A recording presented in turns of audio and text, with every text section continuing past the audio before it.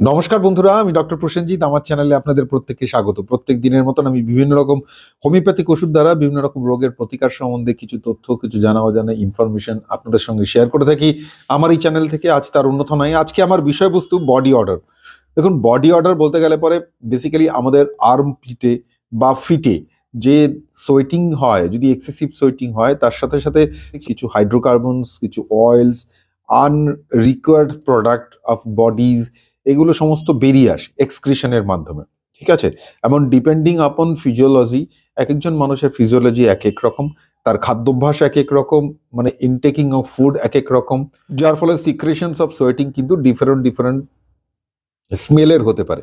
ঠিক আছে, কারো কারো ক্ষেত্রে বিভিন্ন রকম স্মেল হতে পারে। কারো গার্লিক লাইক হতে পারে, অনিয়ন লাইক হতে পারে, মানে পেঁয়াজের মতন গন্ধ, রসুনের মতন গন্ধ, কখনো কখনো দুর্গন্ধ টাইপের হতে পারে, কখনো কখনো মিষ্টি স্মেল হতে পারে, কখনো কখনো সাওয়ার হতে পারে, টক হতে পারে, বিভিন্ন রকম স্মেলের দেখতে পাওয়া যায় বডি অর্ডার, রাইট?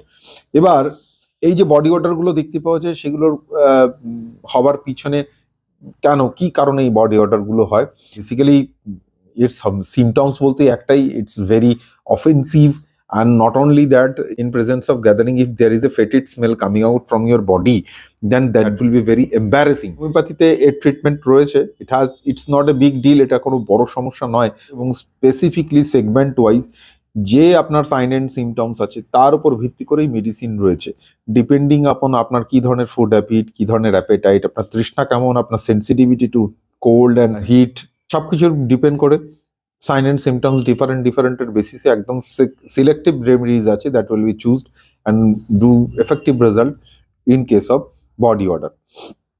তো চলুন, এটার সম্বন্ধে সম্যক জানতে গেলে পরে আমরা আরো গভীরে গিয়ে আলোচনা করি।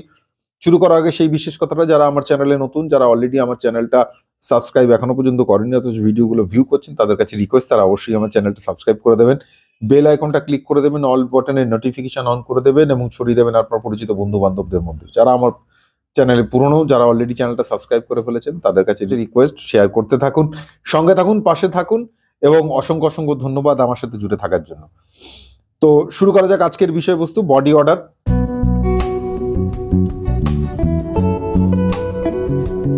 বডি অর্ডার নিয়ে প্রথমে যেটা আমরা বলছিলাম, যে বডির টপমোস্ট লেয়ার, আউটার লেয়ার হচ্ছে স্কিন। স্ক্যাল্প থেকে শুরু করে টো পর্যন্ত পুরোটাই কিন্তু একটা স্কিনে কাভার্ড করা আছে। এটা এক্সট্রিম আউটার লেয়ার, বাইরের যে কোনো রকম প্রোটেকশন বা কোনো রকম কোনো এফেক্টিভিটি থেকেই পুরো বডিকে ফুল প্রোটেক্ট করে।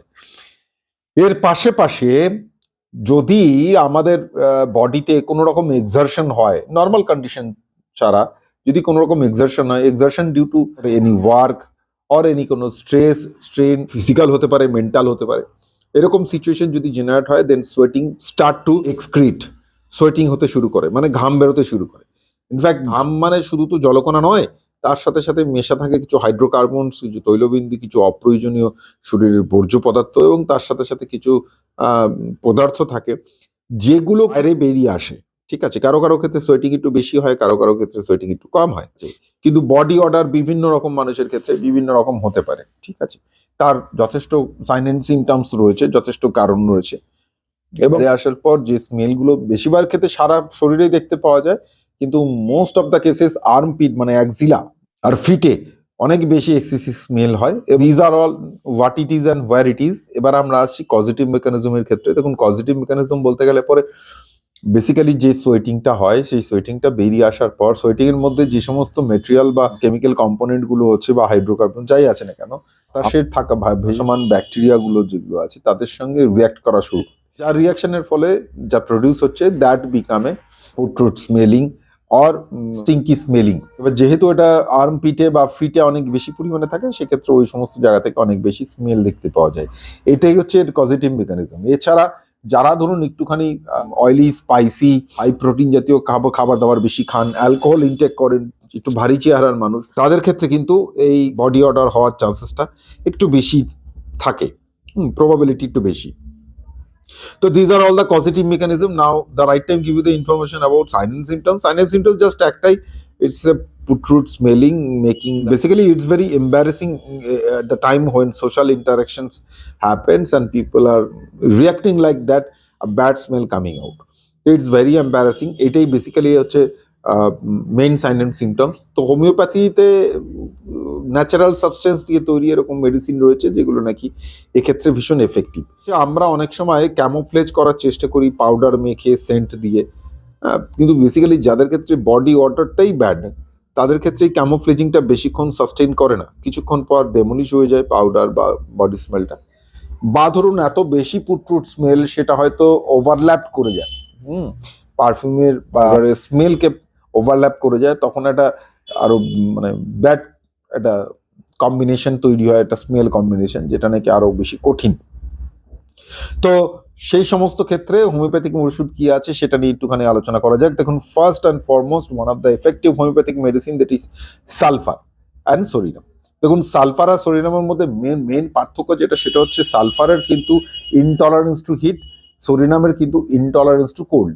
মানে সালফার হিট নিতে পারে না, তার কারণ শরীর তাদের প্রচন্ড গরম থাকে, হাতের তালু পায়ের তালু প্রচন্ড গরম থাকে, যে কোনো অরিফিস পুরো রেড ইশ হয়ে থাকে। এদের ব্যাড স্মেল তো হয়, ডার্টি লাইক স্কিন, প্রচন্ড নোংরা নোংরা টাইপের যে ব্যাড স্মেলটা দেখতে পাই, গার্লিক লাইক সেন্ট, প্রচন্ড পরিমাণে সোয়েটিং হয়, ফিটেও সোয়েটিং হয়, আনপিটেও প্রচন্ড পরিমাণে সোয়েটিং হয়।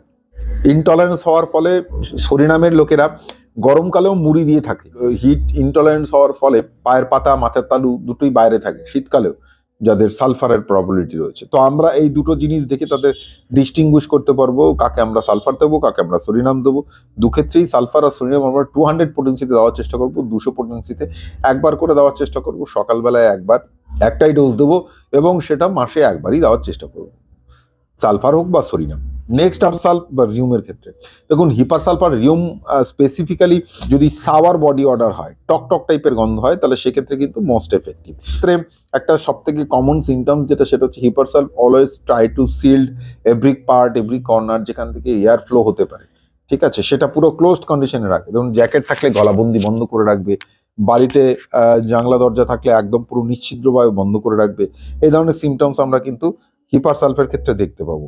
সামান্য ফিজিক্যাল এক্সারসাইজ বা সামান্য ফিজিক্যাল মুভমেন্ট করলে পরে যে সোয়েটিং, এক্সেসিভ সোয়েটিং হয়, তার ফলে কিন্তু এই ধরনের স্মেল বেরিয়ে আসতে থাকে, যেটাতে আমরা টক টক গন্ধ পেতে পারি। স্নান করার পরেও বা গা হাত পা দিয়ে ধোয়ার পরেও এই ধরনের ব্যাড স্মেল যাবে না। ডিস্টিংগুইশ করে নেবো রিউমকে, মাথার মধ্যে যদি টক টক গন্ধ থাকে, মাথার তালুতে, এবং ইনফ্যাক্ট সে যদি রেস্টিং কন্ডিশনে থাকে তাতেও টকটক গন্ধ বেরোবে। যদি সে কাজকর্মের মধ্যে থাকে, মানে সোয়েটিং হয়, সেক্ষেত্রেও কিন্তু টকটক গন্ধ হতে পারে।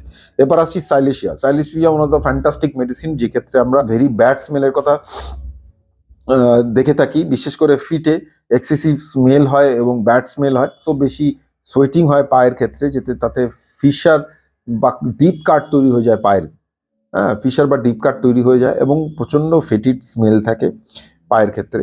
সাইলেশিয়া আমরা নিতে পারি, এখানে সাইলেশিয়া 200 পোটেন্সিতে নিতে পারি, দিনে একবার করে নেওয়ার চেষ্টা করব, সপ্তাহে 2বার করে নেব, ঠিক আছে। বা সাইলেশিয়া 6x আমরা নিতে পারি, তাহলে 6 ট্যাবলেট, 3টে করে ট্যাবলেট দিনে 2বার। প্যারাটাকাপ বেসিক্যালি আমরা ইউজ করে দেখি বাচ্চাদের ক্ষেত্রে লিম্ফ নোডের এনলার্জমেন্ট যদি হয়, টনসিল এনলার্জমেন্ট যদি হয়, ঠিক আছে, সে সমস্ত ক্ষেত্রে। কিন্তু যদি এই ধরনের সিচুয়েশন তৈরি হয়, আমরা কিন্তু প্যারাটাকাপের কথাও ভাবতে পারি। নেক্সট হচ্ছে যেটা, সেটা হচ্ছে গ্রাফাইটিসের কথা আমরা ভাবতে পারি, ব্যাড স্মেলের কথা। It's a natural remedy for offensive sweating. যদি আঙ্গুলের ফাঁকে ফাঁকে ডিপ কাট হয়ে যায়, ফিশার জেনারেট হয়, সেক্ষেত্রে কিন্তু আমরা গ্রাফাইটিসের কথা ভাবতে পারি, ঠিক আছে। এবং তার সাথে ব্যাড স্মেল তো সঙ্গে সঙ্গে থাকবেই। সিপিআর ক্ষেত্রে কিন্তু কোল্ড কন্ডিশনে কিন্তু সোয়েটিং হয় ফিট দিয়ে, এবং সেটা কিন্তু অফেন্সিভ। তো এটা কিন্তু সিপিআর আর সালফারের মধ্যে ডিফারেন্স, ঠিক আছে। এবার আমরা আসছি ব্যাড অর্ডার আর্মপিটের জন্য। দেখুন, আর্মপিটের জন্য আমি তো প্রথমেই সালফারের কথা বলে দিচ্ছি। সালফার কিন্তু হোল বডিতে যে কোনো জায়গায় ব্যাড অর্ডার বেরোয়, তাহলে সেক্ষেত্রে আমরা সালফার ইউজ করতে পারি, এক্সেসিভ বডি অর্ডার। কিন্তু Bovista is the fantastic natural remedy that work very effective. যদি বডিতে অনিয়ন লাইক, মানে পেঁয়াজের মতন গন্ধ বেরোয় আর্মপিট থেকে, তাহলে সেক্ষেত্রে কিন্তু very effective. Rest to Hepar sulph and CPR. দেখুন, হিপারসাল্প আর সিপিআতে বডি স্মেল তো হয়ই, বডি অর্ডার তো হয়, কিন্তু ডিফারেন্ট সোয়েট স্টেনিং, মানে ঘামের দাগ জামাতে দেখতে পাওয়া যায়। হিপারসালফের ক্ষেত্রে আমরা ইয়েলো স্টেইন দেখতে পারি, তো সিপিআর ক্ষেত্রে আমরা ব্রাউন স্টেইন দেখব। তো these are all the effective medicine which can help you to clear out the body orders natural ওয়েতে। তো এই ভিডিওটা যদি আপনার কাছে ইনফরমেটিভ মনে হয়ে থাকে, তাহলে অবশ্যই ভিডিওটা লাইক করে দেওয়ার চেষ্টা করবেন। যদি আমার চ্যানেলে নতুন হয়ে থাকেন তাহলে অবশ্যই চ্যানেলটা সাবস্ক্রাইব করে দেবেন। যারা আমার চ্যানেলে পুরনো, যারা অলরেডি আমার চ্যানেলটা সাবস্ক্রাইব করেছেন তাদের কাছে অসংখ্য ধন্যবাদ আমার সাথে জুড়ে থাকার জন্য। প্রত্যেকদিন নতুন নতুন ভিডিও নিয়ে আমি আসি আপনাদের কাছে। অবশ্যই চ্যানেলের বেল আইকনটা ক্লিক করে দেবেন, শেয়ার করে দেবেন প্রচুর প্রচুর লোক, আত্মীয় স্বজনের মাধ্যমে, আপনার পরিচিতদের মধ্যে, যাতে করে সবাই এই ইনফরমেশনটা পেতে পারে। নতুন নতুন ইনফরমেশন থাকার জন্য আমার সঙ্গে জুড়ে থাকুন। দেখা হবে অন্য কোনো একটা ভিডিওতে অন্য কোনো ইনফরমেশনের সঙ্গে। ততক্ষণ পর্যন্ত ভালো থাকবেন, সুস্থ থাকবেন। নমস্কার, বন্দে মাতরম। Thank you very much.